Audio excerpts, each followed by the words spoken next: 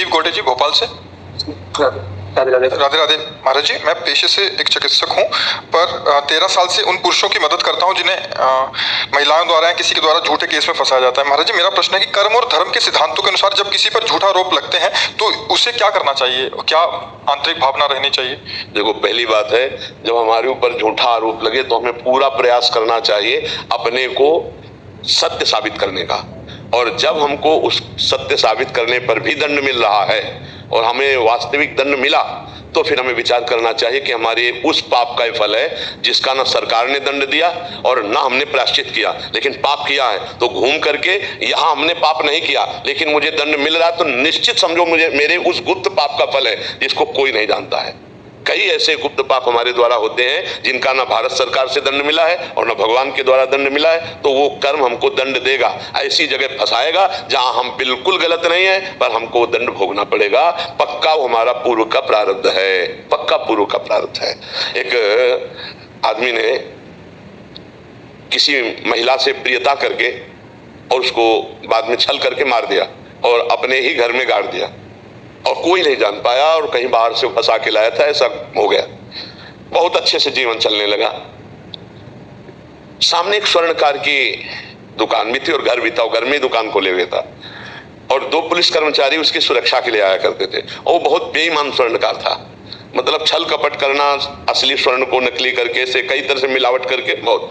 और वो जो दोस्त की सुरक्षा में आते थे वो उसकी पोल जानते थे, तो उसको कुछ वो देता रहता। ऐसा होते हैं, छल कपट वाले आदमी भी होते हैं, छल कपट वाले रक्षा सूत्र विधान वाले भी होते हैं। अब एक दिन किसी अच्छे स्वर्ण के उसमें उसको लाभ मिला, तो ये बात जब उन कर्मचारियों ने देखा तो उसे कहा हमें अच्छा दाम दीजिए। उन्होंने नहीं दिया तो रात्रि में आके प्लान बना, बहुत वर्षों से मिलजुल रहे थे, स्वर्णकार को मार दिया, एक अटैची में बंद किया और बॉक्स में सारी, आप सब पता था, वो संपत्ति और स्वर्ण लिया और निकल ही रहे थे कि वो आदमी लोकशंका करने निकला।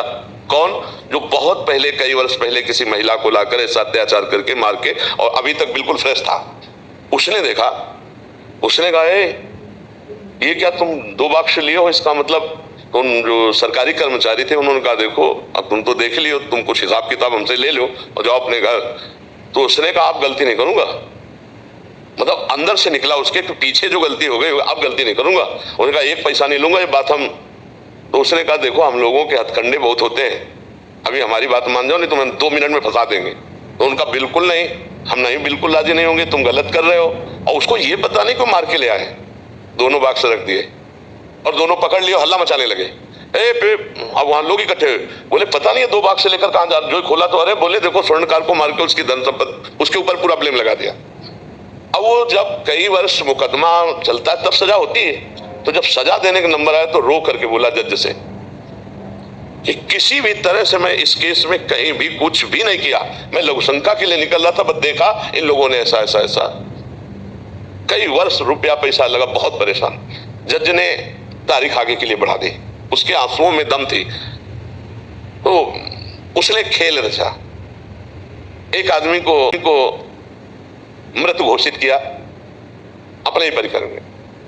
वो मरा नहीं था और कहा कि अपने ही लोगों द्वारा इसका अंतिम संस्कार किया जाए। उसको भी बुलवाया और उन कर्मचारियों को भी बुलवाया और कुछ देर सब साथ गए। फिर जब वो अलग बैठे हुए, उसको संस्कार स्थान में ले गए, अलग अलग सब बैठ गए, तो दोनों जो सरकारी कर्मचारी थे वो गए, उससे कहा देखा जिंदगी भर काटेगा जेल और ऐसे पैसे ले लेते ना तो तू भी और जज जो है उसके यहाँ शरीर में वो यंत्र लगा दिया जिससे वो डायरेक्ट सुन सके। तो उसने कहा चाहे मार डाला जाऊं अब भी, चाहे नरक जाऊं, चाहे जितना कष्ट मिले, अब मैं झूठ नहीं बोलूंगा, मैंने गलती जो की। फिर चुप हो गए। अब वो बार बार उसके अंदर पाप निकल रहा है उसका भी, मैं अब गलती नहीं करूंगा। जज ने पुलिस वालों को तुमको बुलाया और कहा यंत्र फिट है उसके पास, आपका पाप रुका नहीं, आपने बोल दिया है, मुझे पता चल गया है, इसका पूरा का पूरा खेल आपका है। फिर उसको एकांत में बुलाया, बोले आप इतना बोल के रुक गए थे कि अब नहीं करूंगा, तो आपने पहले कुछ किया क्या? अब वो चुप हो गया। बोले आप रो के कह रहे थे मैं झूठा हूं, मुझे इतना कष्ट मिला, मेरा पैसा खर्चा हुआ, ये हुआ, आप बताओ कुछ किया है? बिल्कुल आपको माफ कर दूंगा, केवल मैं जानना चाहता हूं कि आपको इतना कष्ट क्यों भगवान ने दिया। तो उसने कहा हम ऐसा ऐसा। तो अव्यक्त पाप ले कहां फंसा के उसको कितना कर, जज ने कहा कि जाओ इतना ही तुम्हारा प्रायश्चित, अब आगे भगवान जो तुम्हें दंड दे, लेकिन ये दंड। तो हम लोग जो झूठी जगह में दंड भोगते हैं, यदि हमारे सफाई पेश करने पर और हम फंस गए, हमारी सफाई नहीं मानी जाती, तो पक्का आप समझ लीजिए कि 100% कोई ना कोई हमारा पाप जिसका हमने भोग नहीं भोगा, जिसका हमने कोई प्रायश्चित नहीं किया, और वो पाप जो हमारा पीछे पड़ा है वो आकर हमको दंड दिया। ये हम आपको सत्य बात कहते हैं। अवश्य में भोक्तव्यम कृतम कर्म शुभाशुभम, जब तक हमारा कर्म नहीं होगा तब तक हमको दंड नहीं भोगना पड़ेगा।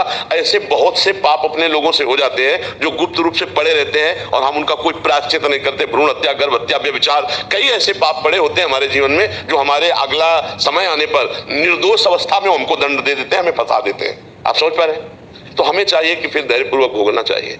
गुरुजी मैं इन्हीं लोगों पे इन्हीं की हेल्प करता हूँ, इन्हीं का। अच्छी बात है, अच्छी बात है, अच्छी बात है। अगर निर्दोष को बचा सके अच्छी बात है, लेकिन अगर वो भोग भोगला है तो आप बचा भी नहीं पाएंगे, फंस जाएंगे। नहीं फंस जाते, सबको तो नहीं बचा पाते होंगे, है? हाँ, उनका भोग है तो फिर उनको भोगना पड़ेगा। आप चाहे जितना उनको निर्दोष साबित करें, अवश्य में भोक्तव्यम कृतम कर्म शुभाशुभम। जी विनय कुमार जी।